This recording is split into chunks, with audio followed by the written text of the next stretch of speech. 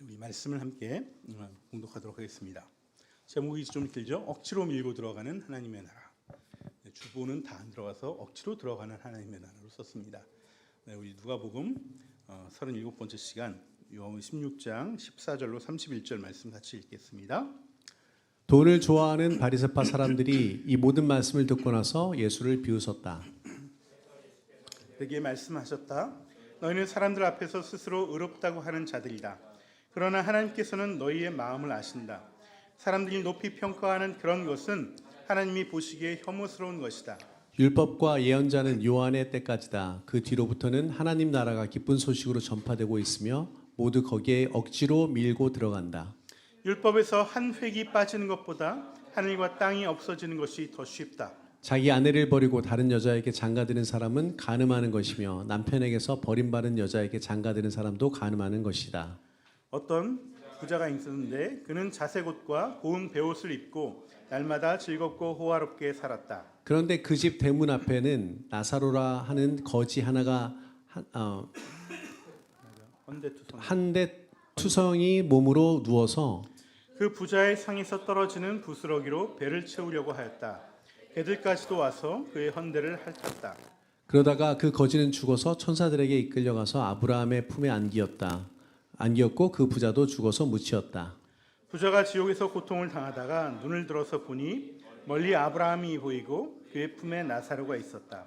그래서 그가 소리를 질러 말하기를 아브라함 조상님 나를 불쌍히 여겨 주십시오. 나사로를 보내서 그 손가락 끝에 물을 찍어서 내 혀를 시원하게 하도록 하여 주십시오. 나는 이불 속에서 몹시 고통을 당하고 있습니다 하였다. 그러나 아브라함이 말하였다. 얘야 되돌아 보아라. 내가 살아있을 동안에 너는 온갖 고사를 다 누렸지만 나사로는 온갖 괴로움을 다 겪었다. 그래서 그는 지금 여기서 위로를 받고 너는 고통을 받는다. 그뿐만 아니라 우리와 너희 사이에는 큰 구렁텅이가 가로놓여 있어서 여기에서 너희에게로 건너가고자 해도 갈 수 없고 거기에서 우리에게로 건너올 수도 없다. 부자가 말하였다. 조상님 소원입니다. 그를 내 아버지 집으로 보내주십시오. 나는 형제가 5이나 있습니다. 제발 나사로가 가서 그들에게 경고하여 그들만은 고통받는 이곳에 오지 않게 하여 주십시오. 그러나 아브라함이 말하였다. 그들에게는 모세와 예언자들이 있으니 그들의 말을 들어야 한다. 부자는 대답하였다. 아닙니다. 아브라함 조상님, 죽은 사람들 가운데서 누가 살아나서 그들에게로 가야만 그들이 회개할 것입니다. 같이 읽겠습니다. 아브라함이 그에게 대답하였다. 그들이 모세와 예언자들의 말을 듣지 않는다면 죽은 사람들 가운데서 누가 살아난다 해도 그들은 믿지 않을 것이다. 아멘. 네, 우리 어린이들은 전도사님과 함께 위에서 주일학교 예배 드리도록 하겠습니다. 예람아, 그걸 왜 가져가는 거야? 확확 가져가지 마세요. 네. 자, 아직까지 또 가져왔어. 그거 다 나중에 보여드립니다. 네. 네, 오늘 네 같이 말씀 나누겠습니다. 누가복음 37번째 시간인데요. 오늘 말씀은 지난주일 말씀과도 좀 이어져 있습니다. 그리고 누가복음의 또 핵심적인 주제이기도 합니다. 사실 모든 복음서의 주제는 한 가지죠. 바로 복음에 대해서 얘기하는 것이고 이 복음은 하나님 나라와 구원에 대해서, 영혼 구원에 대해서 말씀하고 있습니다. 그래서 우리가 구원을 빼놓고 복음을 얘기할 수 없고요. 하나님 나라를 빼놓고 복음을 이야기할 수가 없습니다. 여러분, 복음과 구원, 하나님 나라와 구원은요, 복음서가 말하고 있는 가장 중요한 주제예요. 그러면은 우리가 구원과 하나님 나라는 도대체 무엇이냐라는 또 우리가 질문에 또 앞에 서게 되죠. 사실 이 구원과 하나님의 나라는요, 비슷한 주제입니다. 비슷한 주제. 완전히 같은 개념은 아니지만 거의 비슷한 이야기죠. 제가 좀 단순하게 설명을 드리겠습니다. 우리가 구원은요, 하나님 나라에 들어가는 것이 구원이에요. 하나님 나라에 들어가는 것. 반면에 하나님의 나라는요, 국가의 개념처럼 하나님의 국가 이런 개념으로 들리지만 이 하나님의 국가는요 눈에 보이는 것이 아니기 때문에 우리가 하나님의 다스림, 하나님의 통치라고 이해를 하시면 좋습니다. 그래서 우리가 하나님 나라에 들어가는 것, 즉 구원을 받게 되는 것, 거기에는 모든 과정이 있잖아요. 그 과정 가운데 인도되어지고 그 가운데 우리가 순종을 하고 그 가운데 또 하나님의 또 능력이 나타나는 그 모든 과정이 사실은 하나님의 나라이다라고 말씀을 드릴 수가 있습니다. 뿐만 아니라 이 구원과 관련된 모든 다스림뿐만 아니라 이 하나님 나라는요, 온 우주 만물의 다스림까지도 포함을 하고 있어요. 그리고 또 세상 사람들, 믿지 않는 사람들까지도 하나님의 나라는 다 영향을 미치고 있습니다. 아무래도 하나님의 나라라는 개념은 이 구원의 개념보다 조금 더 넓은 확장된 개념이라고 얘기할 수 있습니다. 이 하나님 나라에 대한 개념이 원래부터 있었지만은 사실은 이게 좀 이렇게 알려진 것은 얼마 되지 않습니다.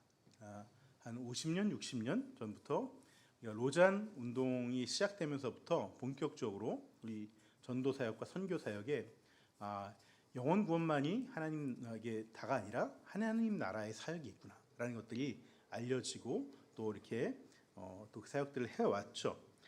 우리나라도 이 개념이 사실 이제 조금씩 알려지고 있습니다. 알려지고 있고요.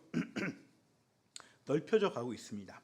근데 이 과정에서 여전히 혼란이 있고 또 혼돈이 있습니다. 이전에는 이 영혼 구원이 가장 큰 주제였고 관건이었기 때문에 이제는 좀 더 넓어진 이 하나님 나라에 대해서는 뭔가 좀 이게 세속적인 거 아닌가, 너무 좀 다방면으로 또 펼쳐져 있는 것이 아닌가, 이런 어떤 생각들이 있습니다. 그래서 아직도 많은 분들이 이 하나님 나라에 대해서 잘 받아들이지 못하는 그런 상황이 있습니다. 요즘 대표적으로 혼선을 빚고 있는 것 중에 하나가 뭐냐면 동성애예요. 동성애. 네, 동성애. 우리 10월 27일 이 10월달 마지막 주에 아마 다들 아마 그런 비슷한 영상이나 이런 것들 아마 보셨을 거예요.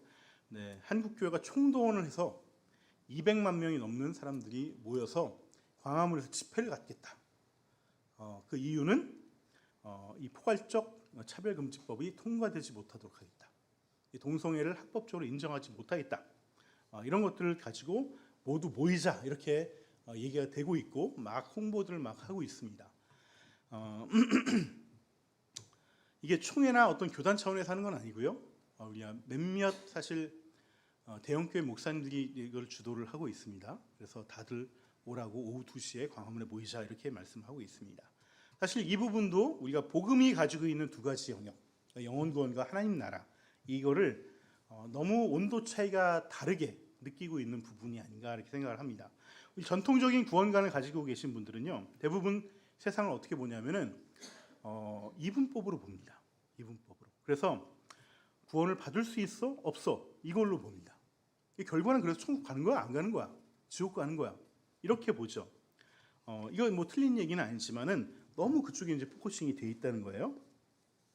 왜냐하면 인생은 짧고 우리가 물론 인생은 길지만 결국은 큰 어떤 틀에서 보면은 우리의 영생은 무한되고 우리의 인생은 한계가 되어 있기 때문에 죽어서 우리가 천국에 가느냐 지옥에 가느냐 굉장히 중요한 관건이죠.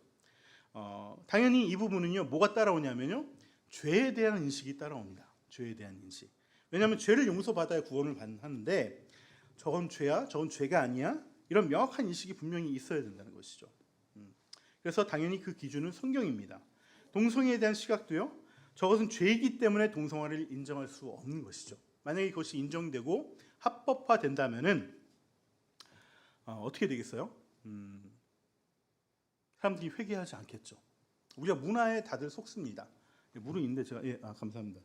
우리가 문화에 대부분 속기 때문에 문화적으로 동성애가 다 합법화 허용되면 법적으로 일단 합법화가 되고 이게 문화적으로 다 받아들이게 되면 사람들이 이 부분을 죄라고 생각하지 않는다는 거예요. 교회에 있는 사람들도 이렇게 될 가능성이 높다는 거예요. 그래서 이 부분을 결사 반대하기 위해서 사람들이 모이는 것이죠. 반면에 이 복음이 가지고 있는 하나님 나라에 대한 어떤 측면을 좀 많이 생각하시는 분들은요, 이 부분을 좀 더 여유 있게 봅니다. 여유 있게. 이런 표현이 맞는지 모르겠지만 좀 여유 있게 보는 것 같아요. 뭐냐면은 하나님 나라는 구원만 다루는 것이 아니라 구원받지 못한 사람들과 세상에 대해서도 하나님은 사랑을 베풀고 계시다라는 것이죠. 그들도 하나님께서 다스리고 계시고 인도하고 계시다는 거예요. 당연히 이 불신자에 대한 하나님의 다스림과 인도하심은요, 이 땅에서만 한정되어 있습니다. 그들의 세상을 마칠 때는 당연히 그 심판 가운데 서게 되고 결국은 하나님과 함께하는 천국으로 가느냐 아니면은 지옥으로 가느냐 그런 갈림길에 서게 되죠. 그런데 하나님은요, 이 땅 가운데서는 이 죄를요 적극적으로 다스리지 않습니다. 적극적으로. 물론 하나님은 열심으로 다스리지만 우리가 보기엔 적극적으로 다스리는 것 같지 않아요. 죄가 드러나면 단칼에 심판하지 않습니다. 어떻게 보면 마치 죄를 허용하시는 듯한 느낌을 들 때도 있어요. 그래서 악인의 형통을 우리가 볼 때마다 어떻게 하나님 이러실 수 있습니까? 저렇게 악한 자가 형통하다니요. 또 세상이 죄와 불의로 가득한데도 멀쩡히 돌아가는 것을 보면은 어떻게 하나님 살아계십니까? 하나님께 살아계셔서 지금 뭐하고 계시는 겁니까? 라는 불만과 항의가 나오는 것이죠. 그게 바로 욥이 시험 들었던 어떤 주제이기도 하는 것이죠. 우리의 성도들의 고난도 이와 무관하지 않습니다. 우리가 세상의 죄로 인해서 또 누군가의 악함으로 인해서 우리가 고통당할 때 하나님의 침묵과 인내는 정말 그 가정 가운데 있는 사람에게는 답답하고 정말 인내를 요구하죠. 우리는 하나님의 그 침묵을 도저히 이해할 수 없을 때가 너무나 많습니다. 그래서 우리는 순간순간 시험에 들죠. 아마도 제가 보기에는 이 포괄적 차별금지법 언젠가는 통과될 거예요. 언젠가는. 뭐 그 기간이 좀 늦춰지냐, 지금 되냐의 차이점이지 언젠가는 통과됩니다. 전 세계가 다 통과됐습니다. 이걸 언제 막느냐, 언제까지 버텨서 막느냐 이 차이지 사실은 통과될 겁니다. 그리고 이 법이 통과되면요, 교회에도 영향을 미칠 거예요. 강단에서 동성애가 죄악이다라고 선포를 하면은 뭐 이렇게 고발당할 수도 있고요, 또 끌려갈 수도 있을 겁니다. 여러 가지 교회 활동에 제약이 있을 것입니다. 그때 또 우리는 이렇게 하나님께 묻겠죠. 도대체 하나님은 뭐 하고 계십니까? 하나님의 말씀이 살아서 움직인다는데 왜 이 세상은 점점 악으로 뒤엉켜 갑니까? 왜 아무것도 하지 않으십니까? 거룩함과 선함으로 가득한 이 하나님 나라가 좀 드러나야 되는데 왜 하나님은 침묵하십니까? 라고 우리는 또 하나님께 부르짖을 수밖에 없는 것이죠. 그런데요, 이 하나님의 나라는요, 그 부르짖음에 있습니다. 그 부르짖음에 있어요. 그 부르짖음이 하나님 나라를 드러나게 합니다. 그리고 그 하나님 나라가 작동되기 시작합니다. 하나님은요, 죄악 가운데 있는 세상을 단번에 심판하시면서 어디 감히 내 법이 살아있는데 너희들이 이런 죄를 다 허용해 라고 하시는 분이 아니라 그 죄악 가운데서 고통당하면서 또 부르짖으면서 십자가를 지고 살아가는 하나님의 자녀들을 통해서 하나님 나라가 드러나게 되어 있습니다.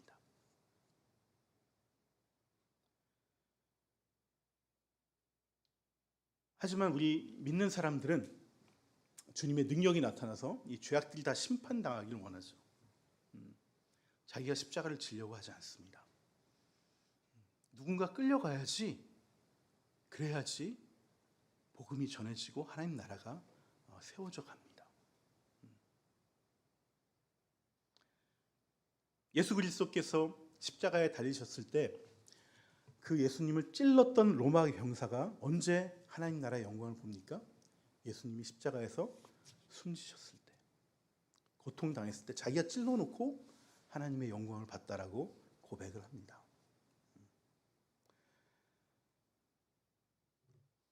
제가 아직 이 하나님 나라의 복음이 잘 혼선되고 혼돈되어 있다라고 말씀드린 이유는요, 이 복음의 두 가지 측면, 이 영혼 구원과 하나님 나라, 이 두 가지가 아직은 다 융합되지 못했어요.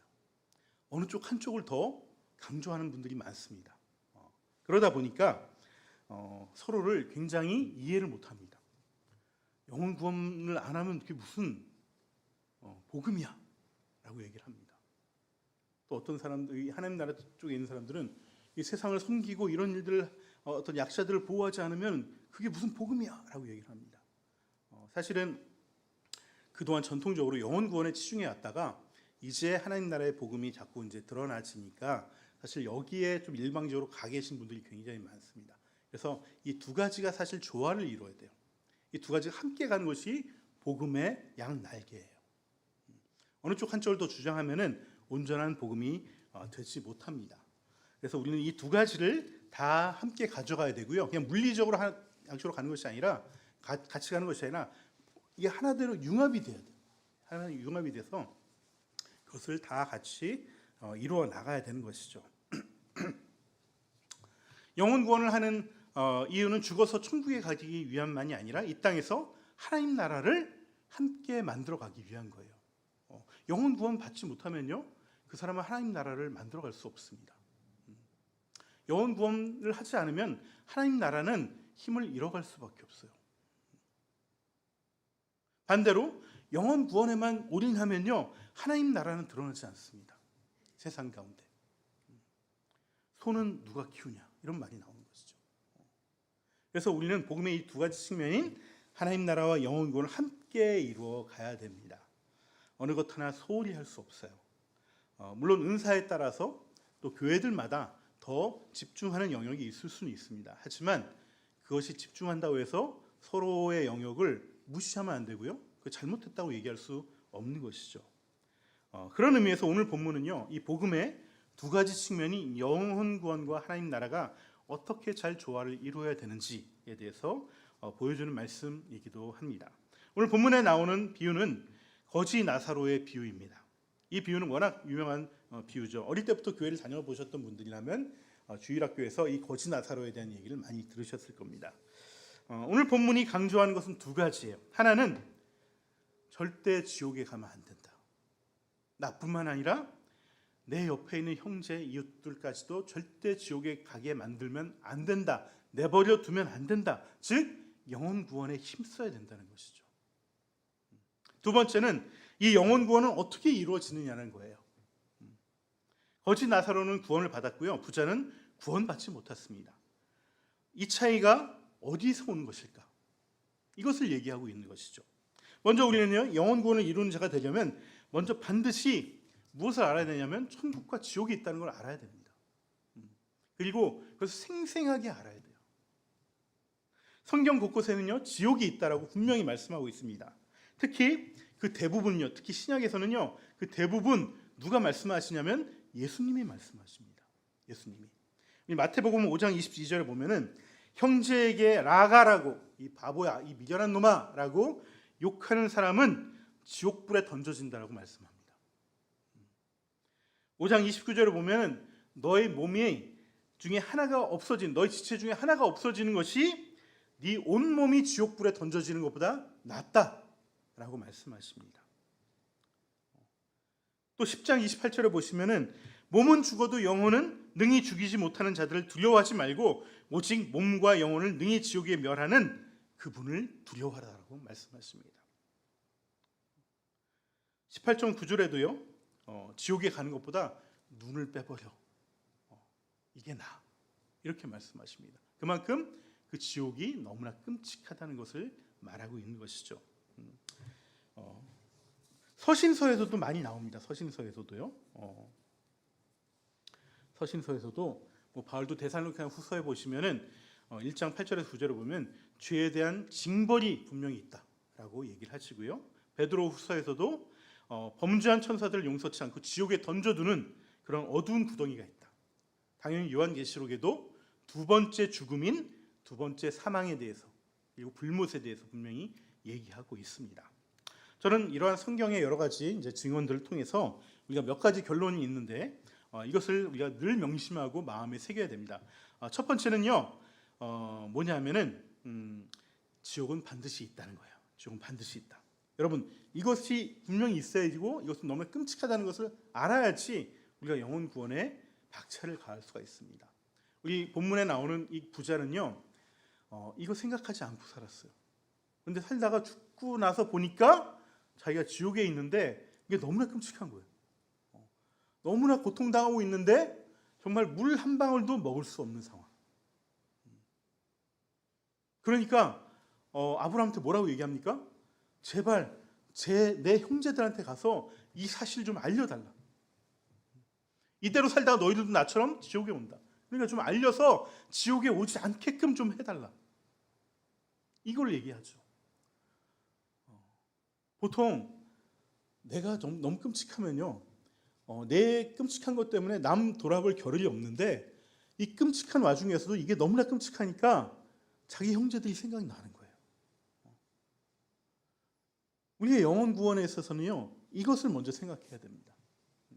야, 이거 정말 지옥에 가면 어떡하지? 이 영혼 구원받지 못하면 어떡하지? 이 마음이 있어야 된다는 것이죠.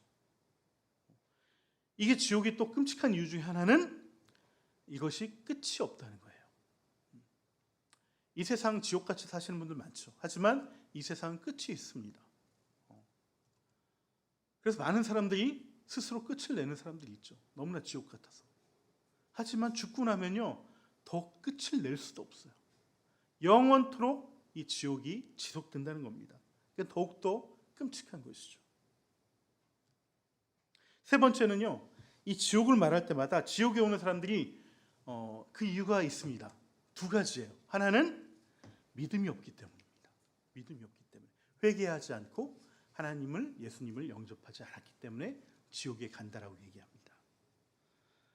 근데 또 하나 이유가 있습니다. 또 하나 이유. 그건 뭐냐면요, 관계에서 상처를 남긴다거나 내가 작은 사람을 돌보지 않았을 때 이 지옥에 가게 된다는 거예요. 종교와 상관없이.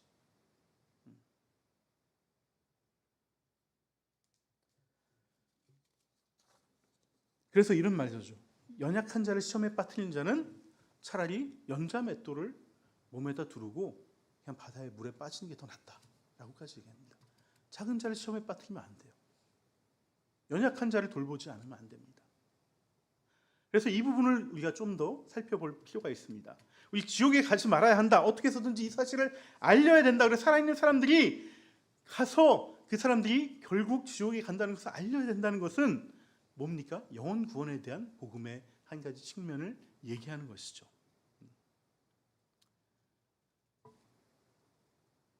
하지만 오늘 말씀을 보면 이 영혼 구원만 가지고 이 말씀을 바라볼 수가 없어요. 부족한 면이 있습니다. 여러분, 먼저 부자와 거지 나사로, 이분들은요, 이 사람들은 둘 다 어떤 사람들이에요? 하나님 믿는 사람들이에요. 하나님 믿는 사람들이에요. 나사로만 믿은 게 아니라 부자도 믿었어요. 이 나사로만 믿어서 천국 간 게 아니고 부자도 믿었지만 지옥에 갔다는 것입니다. 여러분, 부자가 지옥에 가서 아브라함의 품에 안겨져 있는 나사로를 보고서 아브라함에게 말을 했다는 건 뭐예요? 아브라함을 알고 있는 거예요. 아브라함의 자손이라는 얘기고요. 하나님을 알고 있고 하나님 믿고 있다는 얘기입니다. 그럼에도 불구하고 부자는 죽어서 지옥에 갔다는 거죠. 그렇다면 어떤 이유로 도대체 부자는 지옥에 가고 나사로는 천국에 갔을까? 누가복음은요, 가난한 자에 대한 하나님의 특별한 관심을 잘 보여주는 복음서입니다. 마태복음에는 팔복이 있지만은 기억하시죠? 누가복음에는 뭐가 있다고요? 사복과 사화가 있다. 기억하시죠? 네. 그러면서 이 부유한 자에게 뭐라고 하죠? 부요한 자여 너희가 화가 있을지어다. 이렇게 말씀합니다. 어떤 부자 청년이 예수님한테 저 제자가 되겠습니다 이렇게 달려왔는데 예수님께서 뭐라고 하시냐면 너 가진 거 다 팔아가지고 하나도 남김없이 다 팔아서 가난한 자 다 나눠주고 그 다음에 나 따라라 이렇게 얘기하십니다. 다른 사람한테 그런 요구하지 않아요. 근데 부자한테는 그 요구를 하셨어요. 이 부자 청년이 정말 고심합니다. 이거 어떻게 다 팔지? 이거 어떻게 다 나눠주지? 고민하다 어떻게 합니까? 결국은 예수님을 못 따라갑니다. 또 18장에 보시면은 그 유명한 말이 있죠. 부자는 낙타가 바늘귀에 들어가는 것보다 부자가 하나님 나라에 들어가는 것이 더 어렵다. 이 말씀을 하십니다. 하지만 단지 부자이기 때문에 지옥에 간다는 것은 사실 오늘 본문이 말하고 있는 건 아니에요. 성경이 얘기하고 있는 것도 아닙니다. 오늘 본문에 보시면은 부자와 거지 나사로와 함께 이 본문 비유에서 제일 많이 나오는 또 사람이 있죠. 누구죠? 아브라함입니다. 여러분, 아브라함은요 부자였습니다. 아브라함 부자였어요. 창세기가 그걸 증언하고 있어요. 아브라함은 나이가 들어서 많은 부를 이루었다라고 성경이 말하고 있어요. 네. 사실 지금 뭐 이스라엘과 레바논에 있는 헤즈볼라 맞죠? 예. 싸우고 있습니다. 그 뒤를 이란이 봐주고 있습니다. 이 중동에 있는 모든 나라의 조상 사람들은요 다 자기 조상을 아브라함이라고 여겨요. 그만큼 그 지역에서는 정말 역사에 남았던 아무나 족장이 될 수 없습니다. 어떤 족장이 그냥 명성만으로 되는 것이 아니라 인품만으로 되는 것이 아니라 그 당시에는 뭔가 재력이 있어야죠. 그 부를 이뤘던 사람입니다. 근데 그 아브라함은 그 부자였던 아브라함은 천국에 있는 거죠. 그렇기 때문에 단순히 부자라고 또 가난하다고 우리가 천국에 가고 지옥에 가는 것은 아니라는 것이죠. 그래서 오늘 본문에 보시면 14절에 바리새파 사람들이 예수님의 불의한 청지기 말씀을 듣고 비유를 지난주 말씀 듣고서 비웃었다고 얘기하죠. 그 이유가 그들이 돈을 좋아했기 때문이라고 얘기합니다. 실제로 유대인들은요 부자는 하나님의 복을 받은 사람이다 이렇게 생각을 합니다. 당시에는 그것이 굉장히 팽배해 있고요. 지금도 유대인들은 부자는 하나님이 복을 주셨기 때문에 그래서 이 부에 대해서 유대인들은 굉장히 집착을 많이 합니다. 그래서 전 세계 금융을 유대인들이 다 잡고 있죠. 부를 많이 가지고 있고 당시에도요. 지금 고고학적으로 발굴을 하면은 당시에 어떤 대제사장이나 어떤 바리새파의 유명한 사람들은요. 그 집터가 굉장히 호화스럽습니다. 굉장히 부를 누리고 살았었죠. 그러니까 이 부를 누리고 있으니까 불의한 청지기에 대한 비유를 말씀하시니까 비웃기 시작했던 것입니다. 그러면 도대체 왜 부자는 여기서 비유에서 부자는 천국에 가지 못했을까? 그것은요 부자가 자색 옷을 입고 날마다 호화로운 생활을 하면서 자기 영역 밖에 있는 사람들에게는 별 관심이 없기 때문에 그런 거예요. 별 관심이 없기 때문에 내 집 바깥에서 뭔 일이 일어나는지 잘 몰라요. 그런데 이 부분도요 저는 이 부자가 그렇게 악한 부자는 아니라고 생각을 해요. 왜냐하면 요즘은요 진짜 관심이 없어요. 관심이 없을 뿐더러 그 악한 이게 가난한 사람을 오히려 더 해코지할 때가 많습니다. 제가 10년 전에 그 농마 공동체에서 사역할 때도 이분들이 왜 쫓겨났겠어요? 강남에 있는 영동 5교 다리 밑에서 컨테이너 치고 거기서 뭐 이렇게 헌옷 주워서 쓰레기 주워서 이게 자활 공동체를 만들었는데 명목은 뭐냐면 이분들 쫓아낸 명목은 그 강남의 도시 미화를 망치기 때문에 이분들 쫓아냈습니다. 근데 이분들이 늘 거리에 있는 쓰레기 줍고 다니거든요. 그리고 치안을 위해서 이분들 쫓아냈다고 해요. 근데 이분들이 영동 5교 그 다리 밑에서 불을 켜고 있어요. 그래서 어떤 안 좋은 일들을 방지하는 일들도 하셨어요. 근데 미화와 치안에 방해가 된다고 쫓겨냈습니다. 실제는 자기들 사는 공간에 이 강남 땅에 이 허름한 옷 입고 살아가는 사람들이 있는 것이 불편한 거죠. 그래서 하루아침에 한겨울에 내복바람으로 철거를 당하고 쫓겨나게 됐습니다. 제가 이분들하고 1년 동안 정말 버스 정류장에서 거리 앞에서 예배드리고 강남구청 가서 항의하고 그랬었는데 겨울이 지나고 대청역 근처 중동고등학교 있는 그 근처에 방을 하나 얻었는데요. 그때도 막 주변에서 난리가 아니에요. 이 방 빼라고. 노인들 거기서 그 방에서 모여 있으니까 보기 안 좋다고. 이 거짓 나사로가 지금 이런 어떤 부촌에 있는 뭐 어떤 큰 부잣집 앞에서 대문 앞에서 있었다 그러면은 아마 경찰 불러서 이미 다 쫓겨났을 겁니다. 근데 이 부자는 그러진 않았습니다. 심지어 자기가 먹다 남은 거 주기도 했어요. 그런데도 불구하고 이 부자는 천국에 가지 못했습니다. 결국 오늘 본문에서 부자가 천국에 가지 못한 이유는 종교적 이유도 아니고요. 다른 이유도 아니고 적극적인 자선을 베풀지 않아서 그래요. 적극적인 긍휼함이 없어서 그래요. 이것이 말하는 것이 뭐냐면요. 우리는 부자에 대한 정의를 다시 해야 된다는 거예요. 어떤 정의? 성경에서 말하는 부자의 정의를 우리가 가지고 있어야 됩니다. 제가 여기서 나는 부자다 한번 손들어 보세요. 한번 손들라 그러면 아마 여기서 나 부자입니다 손드실 분 아무도 없을 겁니다. 우리 광화문에서 200만 명이 모인다고 하는데 거기 가서 나 부자라고 생각하시는 손 들어보세요 그러면 아무도 안 들 겁니다.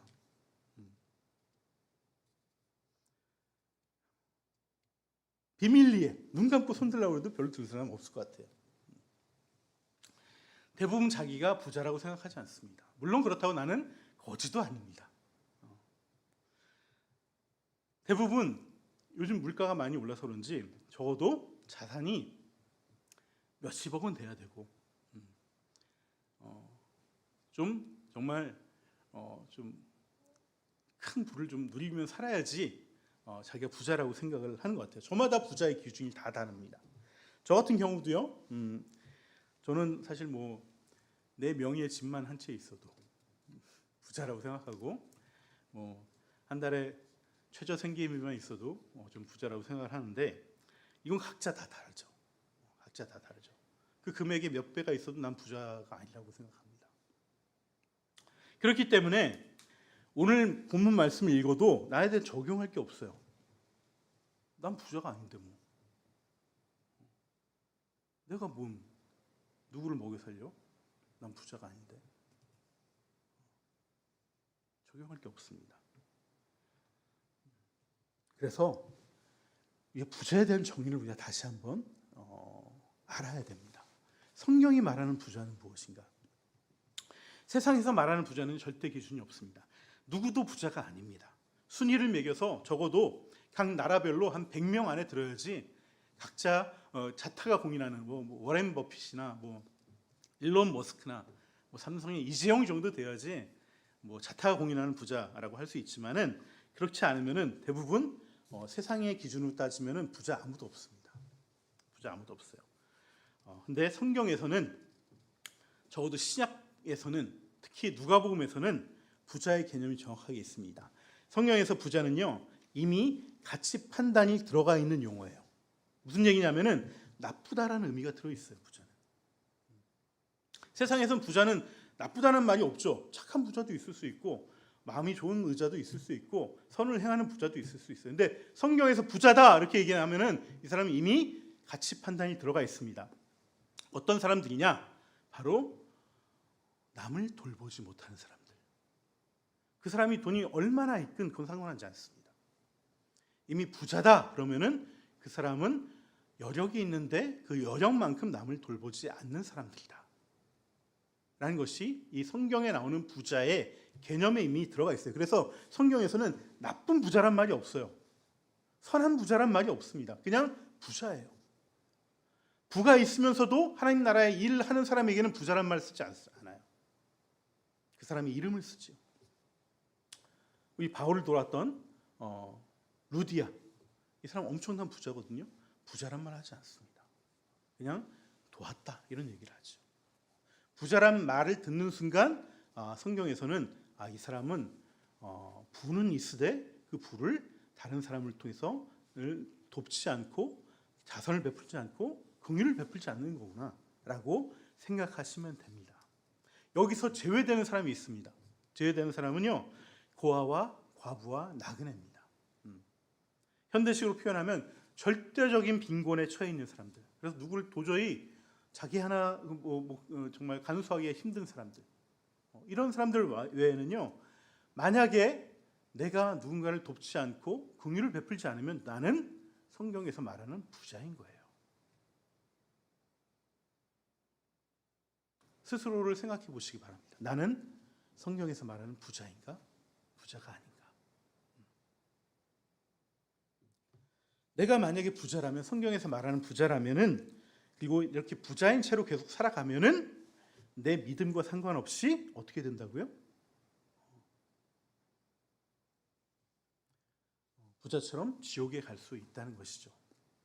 많은 사람들이 마지막 날에 믿음의 사람들이 특별히 예수님에게 항의할 겁니다. 내가 살아오면서 그동안 저렇게 주여 주여 따르며 부르며 주님 쫓았는데 내가 왜 심판받아야 됩니까? 그때 주님이 말씀하십니다. 내가 굶주려서 너에게 갔는데 너는 나를 모른 채 했다. 내가 억울한 일이 있어서 감옥에 갇혔는데 너는 나를 위로해 주지 않았어. 내가 목마를 때 너는 물 한 모금 나에게 주지 않았어. 그러니 나는 너가 누군지 도저히 모르겠다. 제 얘기가 아니고 마태복음 25장에 나오는 말씀입니다. 부자가 왜 결국 지옥에 가는 걸까요? 그에게는 하나님 나라를 책임지고 또 참여할 힘이 주어졌지만, 능력이 있지만 그 참여와 책임을 거부하고 외면했기 때문이에요. 자신의 삶만 누려왔기 때문에 결국 지옥에 가게 되는 것이죠. 태초에 하나님께서 사람을 만드시면서 생육하고 번성해서 이 세상을 다스리라고 말씀하셨어요. 이 말은 뭐예요? 하나님 나라를 책임지고 참여하라는 말씀이죠. 하지만 인간은 선악과 따먹고 하나님과 관계가 멀어지자 그냥 하나님을 거역하며 죄 가운데 떨어졌습니다. 그것을 다시 복원시킨 것이 예수님이죠. 왜요? 다시 하나님의 명령, 세상을 다스리라는, 하나님 나라에 참여하고 책임지라는 그 명령을 부여받기 위해서, 그것을 주기 위해서 우리를 구원하신 겁니다. 이 복음에는 그것까지 같이 포함되어 있는 거예요. 구원으로 끝나는 것이 아니라, 내 영혼 구원으로 끝나는 것이 아니라 하나님 나라에 책임지고 참여하는 것까지 가야지 진정한 복음이 우리 가운데 임하는 것입니다. 여러분, 우리에게 주어진 이 귀한 복음을 반쪽짜리 복음으로 만들면 안 됩니다. 온전한 복음으로 받아들이고 하나님 나라의 사역을 감당하는 데까지 가야 되는 것이죠. 말씀의 결론을 맺겠습니다. 오늘 제목 제가 뭐라고 할까 하다가 억지로 들어가는 하나님의 나라라고 정했습니다. 그래서 이번 주 말씀 묵상 구절로 16절로 정했습니다. 우리 같이 한번 읽어볼까요? 16절 말씀. 네, 율법과 주보에 있습니다. 율법과 예언자는 요한의 때까지다. 그 뒤로부터는 하나님 나라가 기쁜 소식으로 전파되고 있으며 모두 거기에 억지로 밀고 들어간다. 여러분, 오늘 말씀요, 제가 처음에 말씀드렸던 것처럼 지난주 설교했던 불의한 청지기의 연장선에 있는 말씀이기도 합니다. 불의한 재물로 친구를 삼으라는 이 불의한 청지기의 비유와 또 부자와 거지 나사로의 비유를 통해서 우리가 재물을 통해서 어떻게 살아야 되는가, 어떠한 태도로 살아가는가를 분명하게 말씀해 주고 계십니다. 그런데 이 두 비유 사이에 이해되지 않는 또 말씀이 있죠. 하나는 하나님 나라에 억지로 들고 밀고 들어간다라는 말씀. 이게 무슨 뜻이지? 또 하나는 율법 한 획이 없어지는 것보다 하늘과 땅이 없어지는 것이 더 쉽다. 이런 말씀과 함께 간음 이야기가 나옵니다. 간음. 갑자기 웬 간음? 잘 이해가 되지 않습니다. 먼저 율법의 한 획이 없어진다는 것은요, 우리 히브리어를 보시면 한번 띄워주시겠어요? 네. 히브리어를 보시면은 좀 심란하죠. 네. 히브리어가 왼쪽이 히브리어고요, 오른쪽은 아랍어입니다. 이쪽 지역에 있는 글씨들은요, 아주 그냥 지렁이가 꿍꿍 가는 것처럼 돼 있고 점을 어디에 찍느냐에 따라서 글자가 달라집니다. 그러니까 이 한 획이라는 것은 뭐냐, 이 점 찍냐 안 찍냐 이 얘기를 하시는 거예요. 그러니까 이 한 획, 점 하나 없어지는 것보다 세상이 없어지는 것이 더 쉽다라고 예수님이 말씀하신 겁니다. 그만큼 말씀, 율법이 중요하다는 것이죠. 작은 부분 하나라도 율법이 절대 바뀌지 않는다는 것입니다. 동성애 문제만 하더라도요, 그 사람들을 품고 그들의 인권을 회복시켜주는 것도 중요하지만 그렇다고 동성애가 죄라는 이 성경의 기준은 바뀌지 않습니다. 다만 예수님이 율법을 없애신 것도 아니고 그 율법으로 세상을 심판한 것이 아니라 그 율법으로 스스로 십자가를 지셨다는 것이 우리가 가야 될 길이라는 것이죠. 나사로 비유에서도 부자가 사람을 좀 보내서 이 사람들에게 좀 얘기를 해주면 이 사람 좀 듣지 않겠어요? 지옥에 오지 않도록 하지 않겠어요? 이렇게 얘기를 하는데 그 아브라함이 뭐라고 얘기하죠? 율법과 선지서를 듣고 깨닫지 않으면. 율법과 선지서라는 것은 구약 성경을 말하는 거예요. 구약에 율법서가 있고 역사서도 있지만 예전에는 율법서와 이 선지서를 대부분의 어떤 그 구약 성경을 대표하는 그 글로 봤거든요. 그래서 이 구약 성경을 듣고서 읽고서 깨닫지 못하면은 아무리 사람을 보내가지고 지옥에 간다고 얘기해도 믿지 않을 것이다, 이렇게 이해하는 것입니다. 그래서 우리가 정말 그 말씀, 율법 정말 중요한 겁니다. 그러면서 간음 이야기가 나옵니다. 근데 이 간음은요, 이 간음 이야기는 간음이 초점이 아니고요. 무슨 얘기냐면 약자를 보호하라는 거예요. 약자를. 왜냐하면 당시에는 여자들이 굉장히 힘이 없었습니다. 그래서 남자들이 어떻게 했냐면 조금 나 돈 좀 있어 그러면은 내 아내를 수시로 바꿔치기 했어요. 그래서 당시에 어떤 그 율법을 해석한 글에 의하면은 여자가 남편에게 웃지 않으면은 이혼 사유가 됐습니다. 음식이 맛이 없으면 이혼 사유가 됐습니다. 남자 말에 순종하지 않으면 이혼 사유가 됐습니다. 네, 남자들 천국이었죠. 네. 근데 이것을 다 모든 사람들이 이렇게 했어요. 그러다 보니까 어떻게 됐습니까? 제일 약자가 여자인데 더 약자는 누구냐면은 남편 없는 여자예요. 이렇게 버림받으면 이 사람은 살아갈 수가 없어요. 자기를 먹여줄 사람이 없는 거예요. 그러니까 누군가를 또 만나서 결혼해야 되는데 이혼한 버려진 여자한테 누구나 결혼을 하게 되면 이미 아직은 혼인관계가 깨진 게 아니기 때문에 가늠한 게 되는 것입니다. 그래서 모세가 뭘 얘기했냐면 그러면은 이혼 증서를 써줘라. 이 사람은 혼인관계가 깨진 사람이고 이제 뒤 남편이 없는 여자라는 것을 증서로 써주라고 한 거예요. 그러면 이 여자는 또 누군가 다른 남자를 만나서 결혼할 수 있으니까. 그러면 먹고는 살 수 있으니까. 근데 이 이야기는 약자를 보호하기 위해서 모세가 이렇게 극악의 처방을 해준 거죠. 이것을 가지고 이혼을 마음대로 해야 된다. 이건 아니었죠. 근데 당시에 바리새인들을 중심으로 이러한 율법의 해석들을 했습니다. 그러니까 율법을 자기 마음대로 해석하는 거예요. 그러니까 율법의 한 점 한 획도 없어진다는 얘기는 그 율법의 본뜻이 사라지지 않는다는 거예요. 율법의 본뜻은 뭐예요? 내 이웃을 사랑하고 약자를 돌보라는 거예요. 이건 절대 없어지지 않습니다. 이 말씀이 궁극적으로 이 약자를 돌보는 그 긍휼함이 없다면, 자비가 없다면은 너희들은 부자일 수밖에 없다. 성경에서 말하는 그렇게 얘기하는 것이죠. 그래서 이 청지기의 비유와 이 나사로의 비유 사이에 이 말씀이 있는 것은요, 재물, 이 부자로서의 어떤 긍휼함과 자비하심을 행하지 않는 자뿐만 아니라 이것이 얘기하는 그 마음속에 긍휼함이 없는 자, 돈으로 어떤 재정으로뿐만 아니라 정말 그 사람 마음을 위로해 주지 못하고 찾아가지 못하고 정말 가난한 자를 돌보지 않고 마음이 힘든 자를 돌보지 않는 것, 이 모두가 부자의 모습이라는 거예요. 부자의 모습. 그럼 우리는 얼마나 이 긍휼함과 자선에 힘써야 될까? 여러분, 우리는 아무리 노력해도요, 온전한 긍휼과 자선을 다 행할 수 없습니다. 다 행할 수 없어요. 그래서 하나님 나라는요, 내 노력으로 들어가는 것이 아니라 기쁜 소식, 이 복음을 통해서 억지로 밀고 들어가는 거예요. 억지로, 어거지로. 자격이 안 되는데 그냥 어거지로 들어가는 거예요. 하나님 나라. 나를 받아주시는 그 하나님의 은혜로 말미암아, 그 복음으로 말미암아 그냥 어거지로 들어가는 겁니다. 그렇다고 무조건 들어간다는 것이 아니라 내가 은혜로 구원받았으니까 나 역시 은혜를 베풀어야지. 이 방향과 태도와 이 마음가짐이 늘 살아있는 사람들. 그거 다 못하지만 그래도 내가 이거 못했구나. 회개하는 사람들. 다음엔 해야지. 또 주변에 뭐가 없을까? 내가 지금은 내 분에 못 이겨서 못했지만은 돌아보니까 내가 그 사람 내가 너무 잘못한 것 같아.